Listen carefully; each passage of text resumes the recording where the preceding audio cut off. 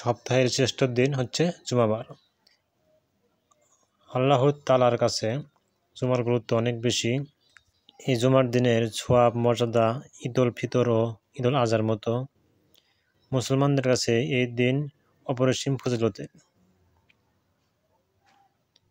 আল্লাহ তাআলার কাছে জুমার গুরুত্ব এত বেশি যে পবিত্র কোরআনে জুমা নামে একটি সূরা নাযিল করা হয়েছে। পবিত্র কোরআনে মহান আল্লাহ তাআলা বলেন, হে মুমিনরা, জুমার দিন যখন নামাজে আযান দেওয়া হয় তখন তোমরা আল্লাহর স্মরণের দিকে এসো এবং বেচাকেনা বন্ধ করো, এটা তোমাদের জন্য উত্তম যদি তোমরা বোঝো। এরপর নামাজ শেষ হলে জমিনে ছড়িয়ে পড়ো। সকল দিনের মধ্যে শ্রেষ্ঠ দিন হচ্ছে জুমার দিন। এই জুমার দিনে আদম আলাইহিস সালামকে সৃষ্টি করা হয়েছে এবং এই দিনে তাকে জান্নাতে প্রবেশ করানো হয় এবং এই জুমার দিনেই জান্নাত থেকে বের করা হয়।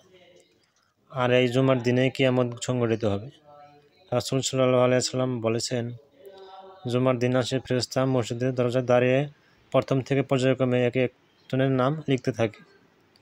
যে সবার আগে আসে সে ওই ব্যক্তির মতো যে একটি উট সৎকার করে, তারপর যে আসে সে ওই ব্যক্তির মতো যে একটি গাভী সৎকার করে, তারপর আগমনকারীকে একটি মুরগি সৎকারীর মতো এবং তারপর আগমনকারীকে একটি ডিম সৎকারীর মতো।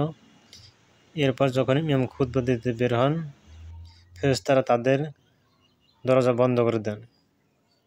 রাসূল সাল্লাল্লাহু আলাইহি সাল্লাম বলেন, জুমার দিনে এমন একটা সময় আছে যাতে আল্লাহর বান্দা আল্লাহর কাছে যা চায় আল্লাহ তাই দেন।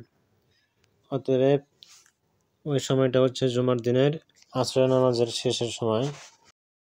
মহান আল্লাহ তাআলা সকলকে এই আমল করার তৌফিক দান করুক। আমিন।